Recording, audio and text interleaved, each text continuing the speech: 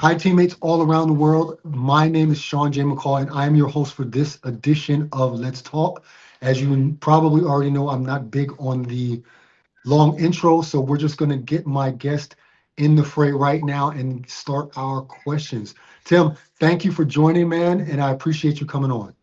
Yeah. Thanks for having me. This is great. Can you do me a quick favor and introduce yourself a little bit and tell like what you're doing now, where you're at, what you're up to? Yep. Yeah. So my name, Tim DiLeo. So I'm a licensed sport dietitian. I've been licensed for, gosh, 11 years now. I'm pretty old, so I've been doing this a long time. But yeah, primarily worked at the university level in the U.S. So high major D1 programs. Work from programs like North Carolina, Baylor, Colorado. I'm currently at UConn, kind of overseeing all of the nutrition here for them. Then in addition, I work with pros, semi-pros, athletes like that who just are looking to kind of take the next level from a nutrition standpoint. Dope, dope. So we're gonna hop right into it. Let's talk about a little bit about your hoop story. What was your playing career like before stepping into the nutrition?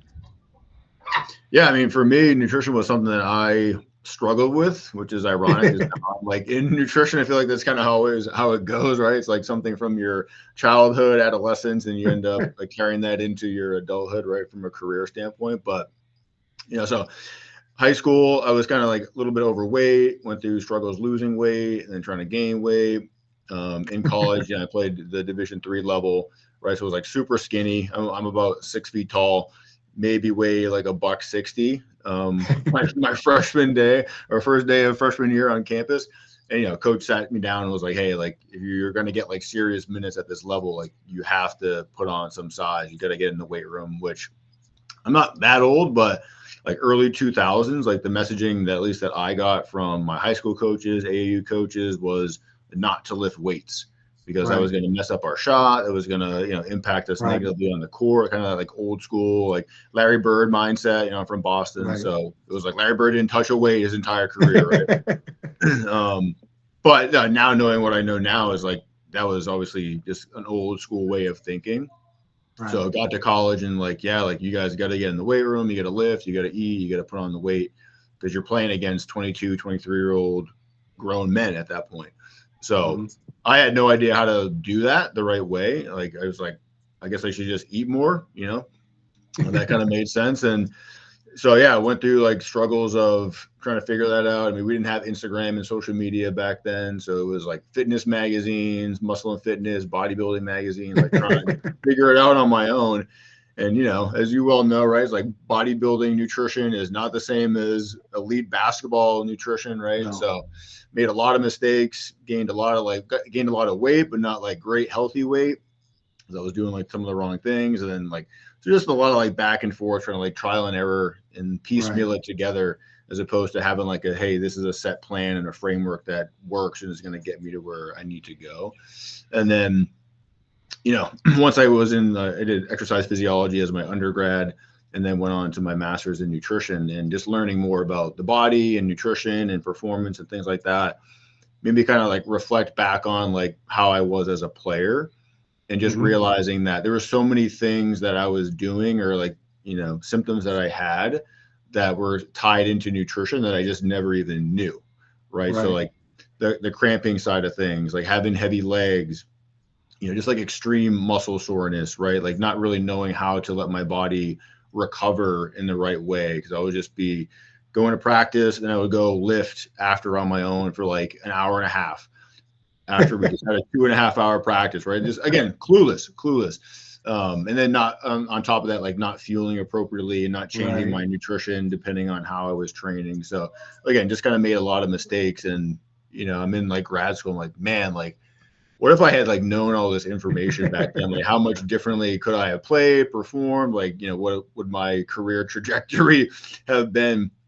So at that point, again, like I've grown up a basketball player. I have younger siblings. We all play basketball. Like, we're a big sports family. So just knew at that point, like I didn't want to work in a hospital as a dietitian. Like I wanted to work with athletes, like healthy people and help them avoid making the same mistakes that I made. Mhm. And obviously like that's fast forwarding what 7-8 years at that point in time. So like social media and those types of things are becoming bigger and bigger.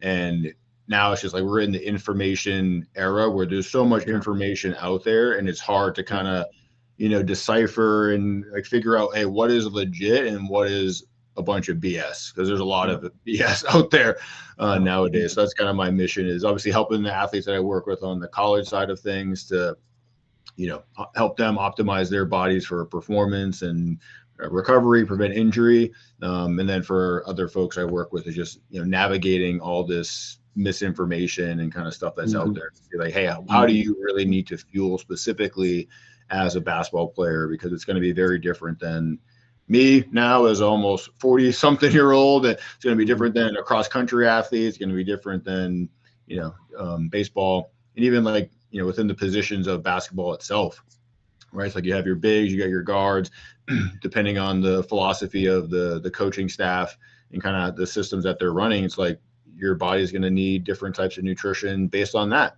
positionally, systematically. So just kind of like taking a real deep dive into like what they need to fuel for performance and helping them do that in a sustainable way. Good. So right now you're at UConn, but you've also been in other colleges, high-level colleges. Take us through a typical day for you, and how many athletes do you work with right now? Yeah, that's a great question. Typical day. I don't know if there is a typical day at the collegiate level. I think everyone who works in college will probably tell you the same thing. It is the Wild West. But yeah, so I mean, I oversee all of our nutrition programming. So we have 18, 19 varsity sports here at UConn. About 600 to 650 athletes, depending on the year and roster limits and things like that. So here I do have an assistant, and she kind of helps divide up those teams. So she works primarily with our football program, which is a heavy lift right there just by herself, and then has a few other Olympic teams that she works with. And then for me, like I'm closely tied into our basketball programs and have, a few other teams as well on the side there. But yeah, typical day. I mean, a lot of times, right, we have like, at least in basketball, we're really fortunate to have some great resources over there. Like we built it, and they, even before I got here, like have built it into like a pro type of operation, like an NBA type of operation, where it's like you have your weight room, your athletic training facility, the recovery rooms, things like that, the nap pods. But we also have a dining facility that's specific to those teams. So we're really able to like dial in their nutrition from, calories, macros, like, hey, this is the portion of the food that you need. These are the types of foods that you need to be having, right? Because we have full control over the menus and foods that we're putting out before practice, after practice, recovery smoothies, electrolytes. I mean, you name it, we have it up there. And we have some really talented chefs who are, producing some high level food. So it's really, really impressive what we're able to do. And then even like from a performance standpoint, right, it's like obviously the strength, like between our support units of nutrition, strength and conditioning, athletic training, just like the technology that's available nowadays in terms of the force plates and GPS, Plantiga footwear, like blood work that we're able to do to like really just get as much data as we can on these athletes to just have, information to make informed decisions, right, on what they need nutritionally, how their bodies are changing throughout the year with their muscle mass and body fat, things like that.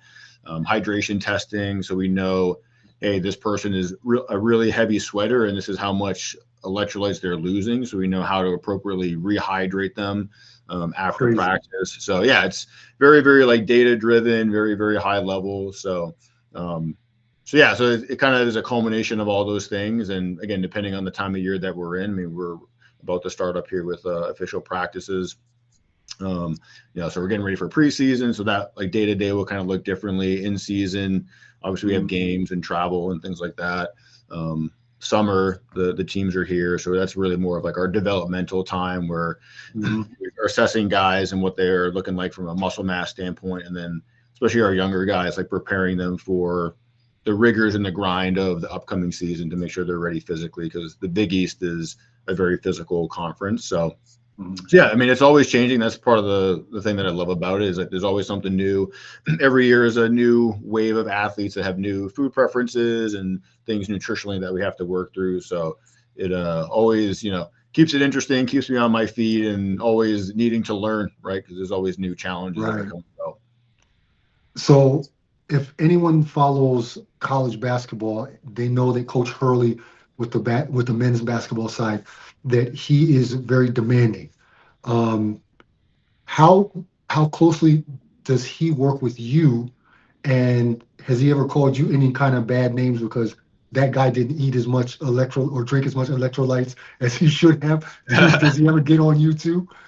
It doesn't necessarily get on me per se, but I think just from like a support staff standpoint, and again, it's not really Mhm. more so him, but just the other coaches. Like they're so invested in these guys and like want to see them succeed that they Right. just want to make sure that they know all the information. Like I've learned over my years of working in the, college athletics, like the coaches just want to know like what's going on with their team, so like don't withhold information, right? So yeah, Mhm. if a player is having cramping issues, like we're always communicating, whether it's me or our strength coach or athletic trainer, like someone's communicating to the coaching staff as far as like, hey, this is the testing that we're doing with this athlete, this is what the intervention is to try to correct whatever is happening, and then hopefully that corrects it and we can kind of follow up there. So yeah, it's kind of like a culmination of all the support staff working together Mhm. to make sure that we're all on the same page and helping the guys, move in the right direction throughout the season.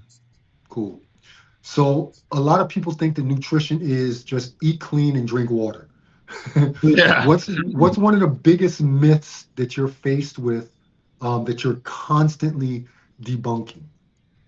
yeah, that's a really good one. I think probably right now, most commonly is probably a 50-50 split between like the low carb diets. That's been like still to this day is still like very popular.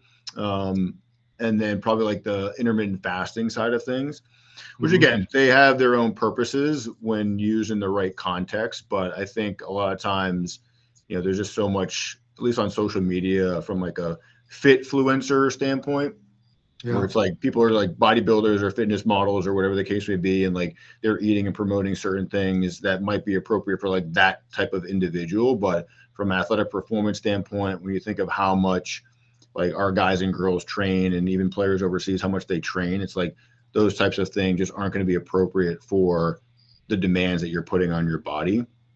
So it's like if you want to do fasting or you want to do low carb, again, like there's maybe certain times of year that if you're working with someone like myself, like we would like periodize that for, schedule that for, right? So let's say low carb, like if an athlete is injured, for example, right? Like, yeah, we're going to scale back the carbs to some degree Right. because they're not as active, they're not burning thousands and Right. thousands of calories on the course. So we're going to scale that Mhm. back. We're going to focus on healing and getting in the right types of carbs at the right times around rehab and things like that, and might be a little bit higher protein. But for someone to be following like a low carb diet while they're in a preseason or in the midst of their season and they're playing a lot of minutes just doesn't make a whole lot of sense from a performance and recovery perspective. Mhm. And then even to your point too, I think I wouldn't say this necessarily like a myth, but just like maybe a false belief that um, oh, if I'm eating clean, I'm eating mostly whole foods, then I'm good, and I'm doing what I need, which couldn't be like further from the truth, right? Because a lot of times like people will make that shift from, oh, I'm not eating so great and then now I'm eating much healthier, and like in doing that they unknowingly like cut hundreds of calories from their diet because as we know, the higher processed foods, the unhealthier foods tend to be more calorie dense, so they kind of cut Mhm. that stuff out in place of healthier foods that are a little bit lower calorie, and then they start dealing with the fatigue and the heavy legs and you know cognitive function like brain fog and things like that. Like, why am I eating healthier but I feel worse? And a Right. lot of the time it has to do with that, right? They're self-prescribing a diet for themselves without really truly understanding like the consequences of what they're doing. How do you work with players that have a specific diet? Someone who's maybe vegetarian or vegan or is lactate intolerant. How do you form their things personally that they still get everything that they need? Yeah. I mean, that can definitely be tricky from a veganism standpoint. I usually just tell them like, "Hey, you're doing great. Let's just add in a little bit of meat." No, I'm kidding. But no, I mean, I really do try to meet the athlete where they're at. So even though like my philosophy, if I'm working with an athlete, I would not necessarily ever like promote or recommend like a vegan diet. If someone chooses that as their path, right? It's like, okay, what are the foods that you do actually eat that are going to provide us some of the things that you're going to be missing that you're not getting from those protein rich like animal foods. Right. So yeah, what plant foods could we potentially use to correct that, or just looking into potential supplementation, right? So like veganism, B vitamins, iron are things that are tend to be pretty tricky. Like when we look at blood work, oftentimes we see deficiencies there. So looking at blood work and then being able to actually like prescribe a certain amount of a supplement for them if they can't get it through food. Um, Good. yeah, always taking into consideration personal preferences, again, their schedule, religious, cultural beliefs to make sure that, ultimately it's a meal plan that a nutrition plan that the athlete is going to like enjoy, and then B, something that they can be consistent and is sustainable for them. Because just having a perfect I guess prescription nutrition plan on paper, like that doesn't always mean that it's going to work for the athlete or that they could necessarily stick to that long term. And that's really the key with really anything, but especially nutrition is like the consistency piece of things. If it's like you're super motivated to like follow this new eating routine for a week to 2 weeks, but you hate the food, right? Like, oh, I tell you, hey, you got to eat spinach. You absolutely hate spinach. You might like tough it out for a couple of weeks, maybe a month if you're like Mhm. really like that kind of like dedicated person. But like after a while, you're like, yeah, screw this. Like I'm not eating it. I'm not going to do that anymore. So you're not going to actually like follow through and like see the change that we want. So like that's a huge piece of it is working with the athlete closely, like high level of communication between me and them, so I know exactly what they need, the foods that they like to eat, so we can like build that sustainable plan together. How do you win over a player that is maybe a little bit more stubborn or hesitant to buy in? Yeah. And there's a lot of those for sure. Yeah. The big thing I think is just really focusing on, like you had mentioned earlier, maybe it might have even been before we started, just like trying to find those connections between the dietary piece and then their performance, or really like the things that motivate them. Right. So if they're Mhm. motivated by like earning a starting position, or motivated by, I don't know, if it's a high school athlete getting to the Division 1 level, right? It's like trying to tie back in some of the things that they might be doing nutritionally to help get them and like bridge that gap to where they want to be, right? Mhm. So that oftentimes helps because like they might not always see it, but it's like, hey, I've worked with so many athletes. I can tell you right now, like if we start making some of these changes, like you're gonna get closer to this outcome. Even like from a performance standpoint, body composition standpoint, just really focusing on small changes to like get a few small wins, right? If someone's like, nah, I'm not listening to you, I don't want to talk about nutrition, it might be like a hydration thing. Like, hey, can we just work on adding an extra, 2 cups of water throughout the day? Can we just start with that? Like, doesn't sound like a whole heck of a lot, right? But they start doing that. They're consistent with that, and obviously, I'm like chatting with them and just seeing how things are going. Like, oh, like I don't have as many headaches as I used to have before. It's like, oh, like maybe that has to do. You think that might have to do with the extra water you're drinking? Oh yeah, maybe it does, right? So then it's like, okay, maybe what this guy is telling me actually is paying off in Mhm. some of these other areas, and then slowly start to like kind of build on that into other Mhm. pieces of their diet and habits and behaviors to the point where, yeah, maybe get someone year one. Hopefully, by the time that they leave here in year four, like they're fueling their habits, how they're taking care of their body. If we've done our job, like that looks a lot differently. Um, so yeah, it, I, it I'm definitely glad takes. you I'm glad you brought that up about a year one player, a freshman, and then by the time they're a senior. I actually wanted to ask you, have you ever had someone that you experienced that was really against everything that you started putting out there as a freshman, and then by the time they were a senior, they were thanking you for the work that you put in, and they really saw that transition and how it made them better. Oh yeah, all the time. Mm. Especially, I think, athletes are very like competitive, prideful, or at least a lot of the high level athletes I've worked with. Right.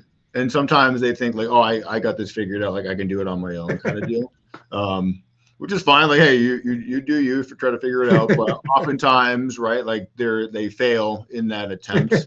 Um, so it's not that I ever say like, hey, I told you so, but it's just that, yeah, I've had athletes, especially I think one example, like this kid was trying to lose some weight and was like really struggling with the weight loss. And, the coaching staff's like, oh, you got to go meet with Tim to kind of figure this out. And he just like didn't want any part of it. He was like, I want to figure it out on my own and this and that. And, ended up kind of doing a lot of the wrong things. And that impacted him from a body composition standpoint, his performance, until he was finally like, hey, like, I'm just so frustrated not being able to achieve this goal and feeling like crap all the time and starving myself and not eating. He's like, I'm just kind of sick of it. So you almost like need them in a way. Not that you ever want this, but like they kind of hit rock bottom on their own. It's Right. like, hey, like now is the time that I need the help. And then being able to work with that person. And then he's like, man, like I just, what he said was like, I wish I had just like got out of my own head and my ego and just like came and started working with you and listened to what you had to say like earlier, because I would have got the results so much faster as opposed to wasting close to a year and a half trying to do my own thing. And it's like what could that have done for me as a player if we got there Right. that much faster? Right. If you could design a perfect pregame meal, what's on the plate? Perfect pregame meal, I would say chicken or salmon, some type of rice, and then like a side of fruit would be the perfect pregame meal. And how do players judge how much they should eat before a game? And please let me know, because I'm interested in this. How long should you eat before a game? Yeah, great question. So yeah, before a game for like pregame meal, typically we've kind of like experimented with different times, but like 3 to 4 hours typically. So with our teams, it's Okay, I usually was three good. hours. Yep. We found that like the 4 hour mark, right? If you think about it, just in like the timeline of a game, it's like you have 4 hours. That's the last time that you ate, and then you have game time.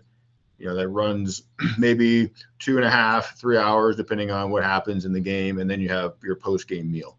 So you're thinking like maybe 7 to 8 hours of going from your last meal until you have your post game meal.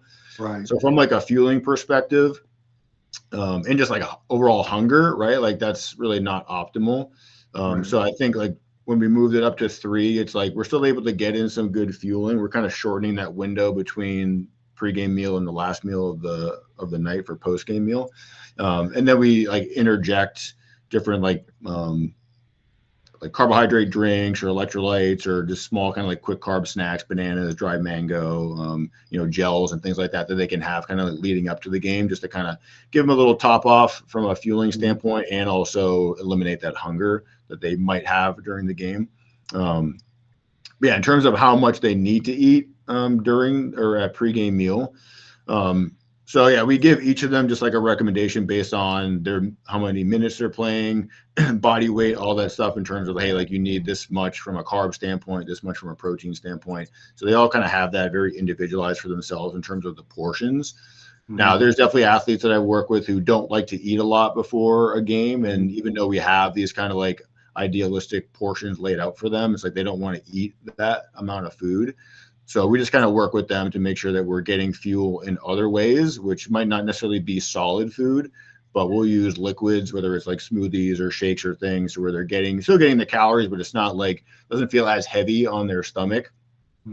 Or we'll even just do like something where they have a pregame meal that's maybe a little bit smaller than what we would recommend, but then we're doing like more frequent, smaller, like snacking, like leading up to the game to make sure that by game time, they're still accumulating that amount of fuel that they would need if they were to eat a bigger meal. So still kind of pretty individualized. Um, I would say 80% of the athletes that play overseas don't have access to regular dietary nutritional advice, or someone that works with the team that takes care of that. Those are really high level. EuroLeague players, that have that kind of thing. Hmm. So my question is more geared to that 80% of guys who don't have that. Um, I know that supplements is a huge industry right now. Yep. Um, what would you give as advice to an athlete that kind of has to do things by himself or herself to try to get their supplements optimized? Is there anything that they should do maybe before they go overseas and then while they're there? Yeah, that's a great question. So yeah, I think every like situation is different because I work with a Mhm. few like overseas guys and girls who like they get there one, they're if they're coming from the US, right? Like could be a completely different culture and just Right, food culture there. So right, like that's very different. It's not the same type of fast food or the ingredients in the food are differently. So it impacts your right. body in a very different way. So that is a big kind of obstacle. And then there's also just like what your team provides and what you have access to. Like, yeah, to your point, it's like there are some teams for players I work with who they have all the amenities, Right. great dining halls, they're ordering from like the top tier restaurants, and the guys and girls can get like some really high quality food. And then you have some who, maybe provide one meal a day and it's from like a cafeteria style Yeah. operation. And it's like very limited in terms of the quality of food. They maybe don't even have like a protein on the line for the day, right? Or it might be something that they don't like to eat because it's not like Right. native to them. So yeah, a lot of obstacles there. Um, but from a supplement standpoint, I think the biggest thing that you can do, because again, my kind of philosophy is like assess, don't guess when it comes to Mhm. supplementation. So there's a whole host of supplements that can be very beneficial for basketball athletes, but just like taking magnesium because you heard somewhere that it's beneficial for you without really having an understanding of like how much your body needs, not only like in that moment but as the season progresses, like that's really important. So being able to do like blood work can help to identify like what are the gaps that you have right now in your nutrition. And then either you can kind of do a self-assessment and get some information on your own, or work with a nutritionist, someone like myself who can kind of like say, hey, these are the foods that you have are going to have available to you overseas with your team. These are the potential like deficiencies or gaps that I foresee because of the food that is limited. So we might want to think about doing X, Y, and Z from a supplementation standpoint to kind of fill those gaps, knowing that they Mhm. exist. Right. So just for example, I don't know, like maybe they never serve fish at the team facility, right? Like that happens sometimes in even the college setting, like the campus cafeterias, dining halls, like they never serve a salmon or something like that. Well, it's like if you don't have another way to get high quality like seafood in your diet, then like from an omega-3 standpoint, probably going to have some deficiencies. Like that's potentially going to increase inflammation, your joint pain, soreness, things like that. So probably would be beneficial to have that on board as a supplement before you Mhm. go over there, so you can like prepare your body for that gap that is going to exist nutritionally. So Right. it's kind of like doing your homework and assessing, hey, what does my body really need on a deeper level with that blood work, and then having a plan in place for what that food situation is going to be in whichever country or team you're playing for, so you can like adequately prepare for those gaps. I want to get to your basketball nutrition blueprint program, but before I get to that, would you advise if you were going to work with someone that was playing overseas to get blood work done before they go? And then what would be the integral that they should do while they're overseas? Because of course they can get blood work done at a doctor while they're overseas. So what would be kind of the increments that somebody should do blood testing? Yeah, so ideally I would recommend at least like every 4 months or so, um, for a variety of reasons. But the biggest reason, right, is like throughout the course of the season, again, like you're placing different demands on the body. So with like testing that, like we've done and I've done with teams, even myself, right? It's like you see, okay, preseason, it's whatever, August, and you can see, hey, this is kind of like baseline for what my body needs coming out of the off season. but that's going to change inevitably, right? So now you're in your preseason, you have a lot of practices, you're sweating more, just the caloric demands and energy demands on your body are changing.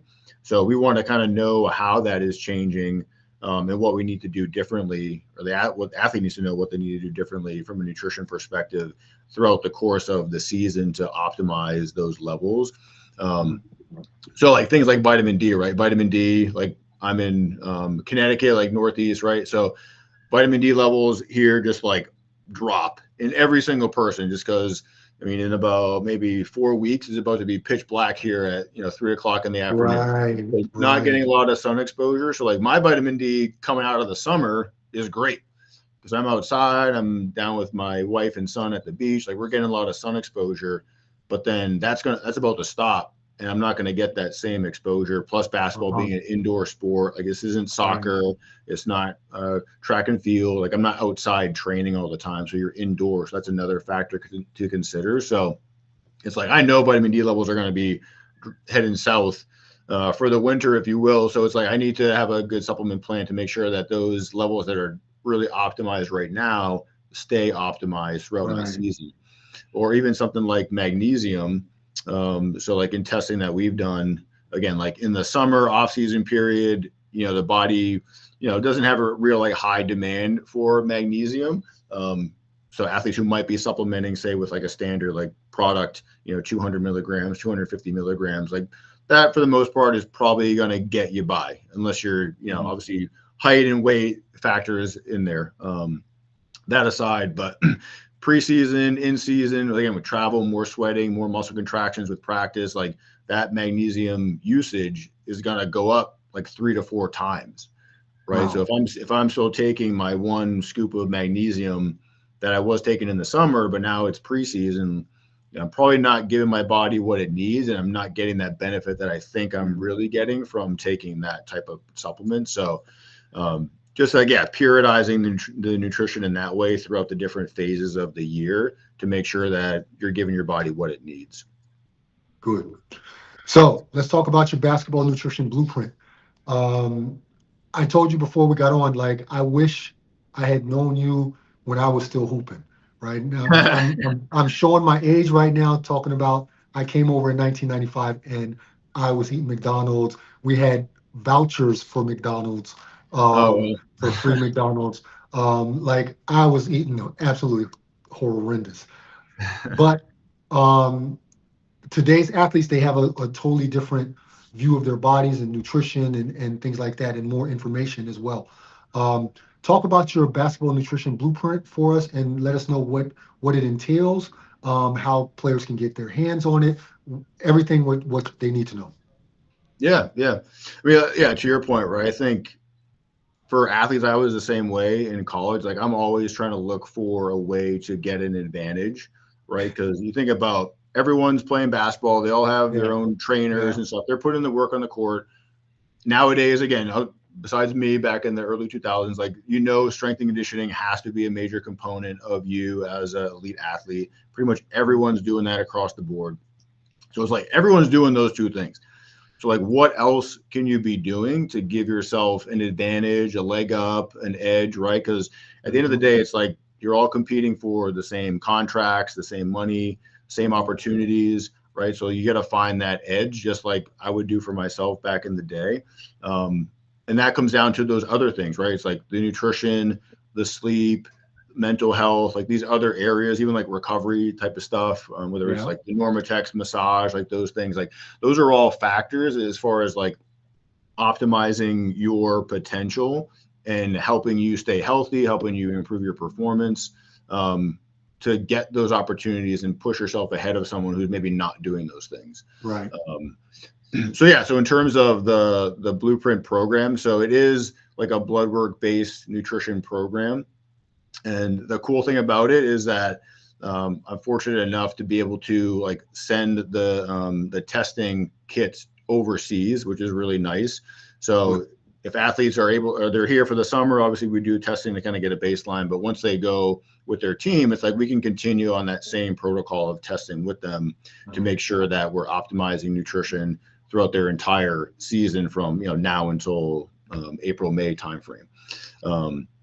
So So it's like really getting in deep to know, hey, this is what your body needs. These are the foods that are helpful for it, not helpful for it.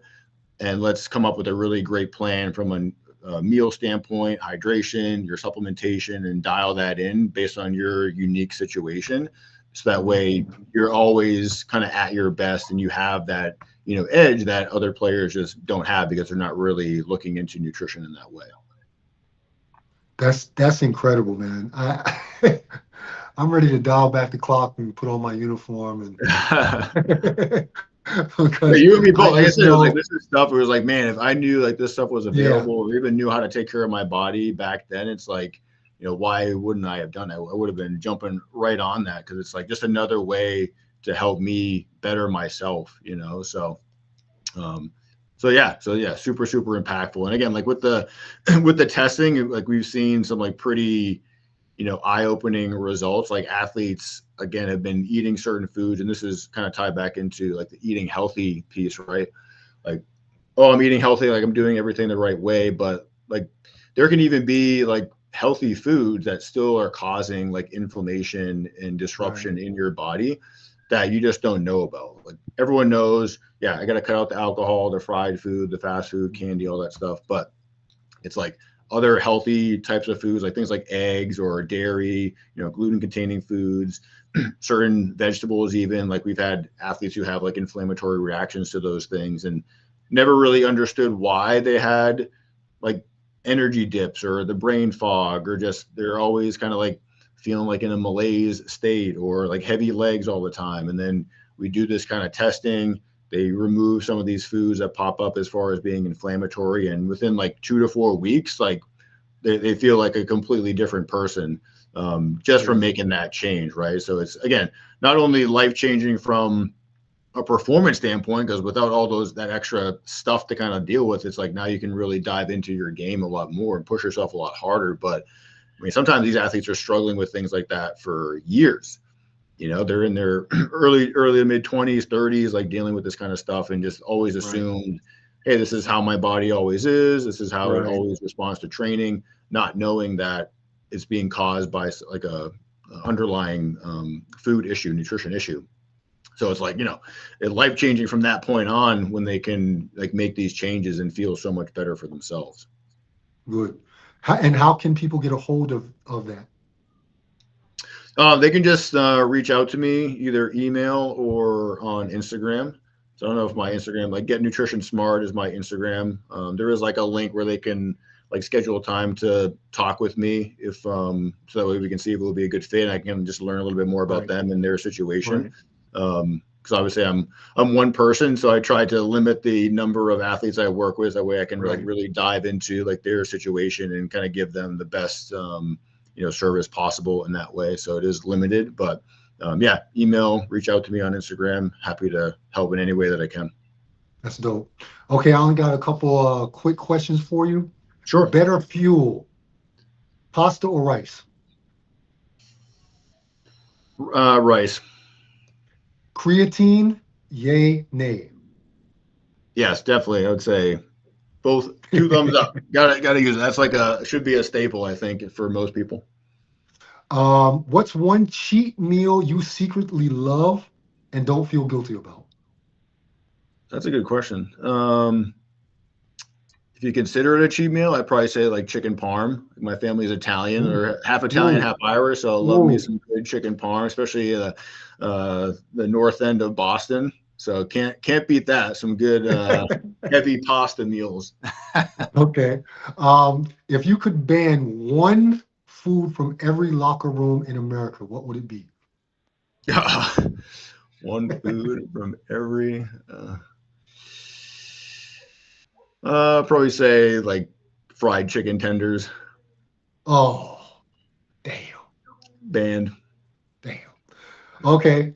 What's the best advice you can give a 19-year-old hooper who does not think nutrition matters? Mm.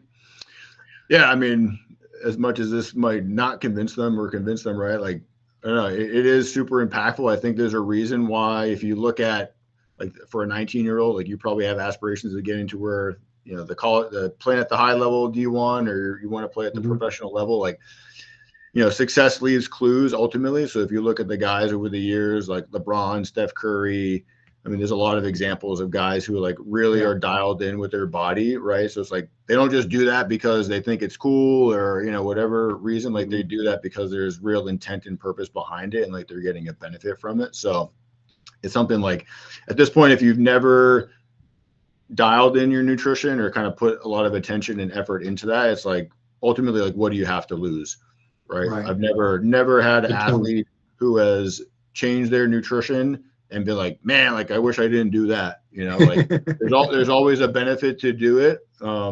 So yeah, it can be the separator for you. Okay, that's all I got for you, my guy. I appreciate it. Awesome. I've got one last thing. Sure. With this show, I do a lot of recommendations. So I would like a recommendation for you. It can be a college athlete, it can be a pro athlete, it can be a GM, it could be an athletic director, somebody in the basketball world that now you've been on the show, so you know what it's like, that you would recommend that I get in touch with to have as a guest on the show. But please, you have to help me get that person, because if I write them, they probably won't know who I am. So you have to reach out to them and say, hey, Sean is going to reach out to you. Yeah, you can definitely do that. You want me to give you their name now or just message you offline here? Give me their name.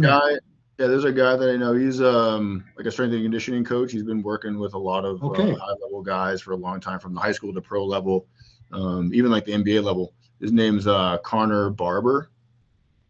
Actually, I started following him. We chatted this morning. So I got him. I got his info. I'm going to get him on.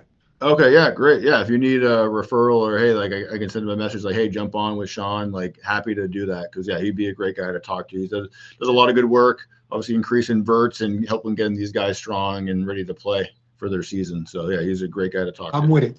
Okay, I'm going to get in touch with him. We actually were chatting this morning, so that I can get that one done. All right. Cool. My guy, I appreciate you coming on, Tim, and I think you gave some really great advice, things that overseas hoopers can take with them. I hope that the players who need it, I mean, all of them need it, but you can't handle all of them. But the ones that are really serious, they will get in contact with you, I'm sure, will benefit from the services you provide. And man, I can't say it enough, man. Thank you for coming on. I wish you the best of luck with UConn, racking up titles after title after title, and you'll be a big part of that. So, man, I appreciate it, and thank you very much. Yeah, awesome. Yeah, I appreciate you. Thank you for that. Like I said, hopefully we can get a back-to-back with our women's team and get the men. So we get 2 championships in 1 year would be phenomenal. So we missed it last year. I think it was like UConn. It was like 2004, 2014. So every 10 years, it was like the men and women won at the same time. And then last year, we're due. Yeah, exactly. We're due this year to make up for last year. So we'll make it happen. Well, when I see you holding the trophy, I'll be like, I knew he was calling it. Exactly. Deal. Phil, thank you, man. Get up out of here. I'm going to close the show. I appreciate you, man. All right. Sounds good, Sean. Take care. Ciao. So, everyone, thank you for tuning in. I thought that was a really great episode. Here I try to provide a lot of quality information for overseas athletes, whether they be rookies or vets. And I think what he does can definitely play a huge role in propelling someone's career. So I hope all of you hoopers out there get in touch with him and lock in with your nutrition needs. And thank you for tuning in. I will have another Let's Talk in a couple of days, a great guest. So you want to keep an eye on my page to find out who that's going to be. But other than that, thank you for tuning in, whether you were here for 1 minute or the 45 minutes that we've been on. I appreciate you. See you next time. Old Head out.